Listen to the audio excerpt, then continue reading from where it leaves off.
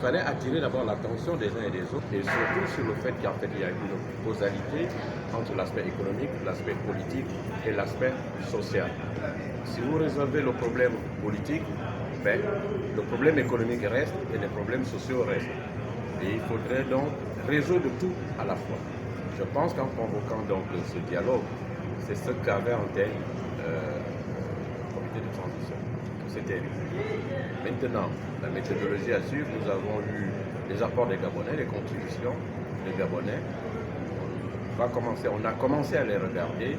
Ils ont mis des solutions, évidemment, on va approfondir, enrichir ce qu'ils ont fait, mais on va aussi tenir compte des contraintes extérieures, parce que nous avons signé un certain nombre d'accords, que ce soit à l'OMC ou même dans la CEMAC.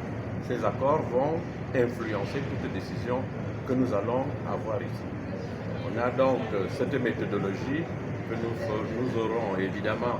La première question qui était une question préjudicielle, quel est le Gabon que nous voulons? Et quel Gabon de rêve que nous voulons? Voilà, c'était la question préjudicielle. Il faut d'abord avoir justement cet horizon, cette vision, et maintenant trouver le cheminement qui nous amène vers cette vision que nous avons. Donc à nous tous de répondre à cette question. Quel Gabon voulons-nous? Quel Gabon voulons-nous avoir? À nous tous de répondre à cette question. Maintenant, par commission, par sous-commission, on va répondre à cette question et voir le cheminement qui nous mène vers ce Gabon de rêve que nous avons. Voilà un peu ce qu'on a fait, on a commencé à faire. Ça a été pas trop difficile pour certains, difficile pour les autres parce que beaucoup au départ ont pensé qu'il s'agissait d'un dialogue politique comme en 90 ou dans les autres rencontres. Il fallait ce point, il fallait bien expliquer aux gens que ce n'est pas un dialogue seulement politique, c'est un dialogue économique, c'est un dialogue social. Parce que les trois d'ailleurs vont de pair. Si nous n'avons pas pu résoudre nos problèmes depuis 90, c'est parce que les autres aspects ont été souvent négligés. Bon, maintenant que tout le monde a compris, les choses se passent relativement bien. Il y a toujours des débats, puisque on n'est jamais d'accord sur tout. Il y a des débats, il y a des grands enjeux, des grandes questions que se posent les gens. Petit à petit, on va donner des solutions. Et moi-même, je suis là je veille justement à la qualité des débats.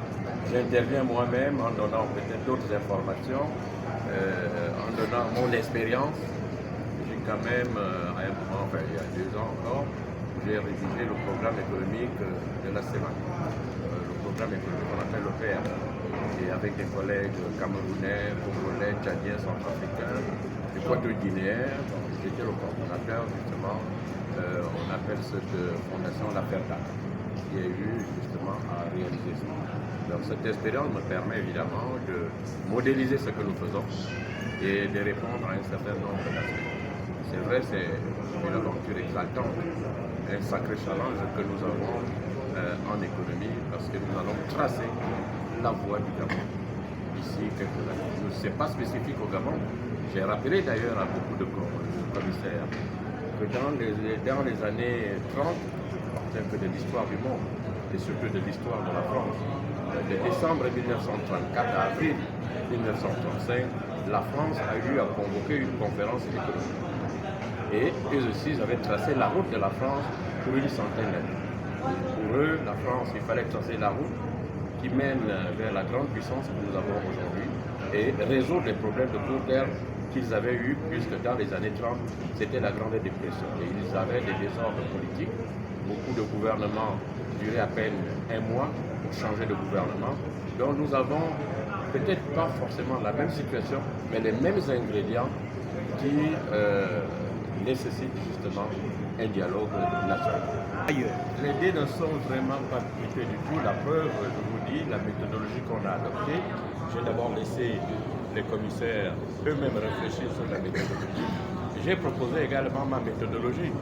Ma méthodologie ne vient pas des hommes politiques, je suis avant tout un économiste. Ma méthodologie, c'est le fruit de l'expérience que j'ai par le passé. Et donc, les dés ne sont pas appliqués, les discussions sont ouvertes, à chacun d'exprimer son point de vue et on en tient compte. Les Gabonais ont d'ailleurs exprimé leur point de vue, puisque nous avons eu les contributions des Gabonais.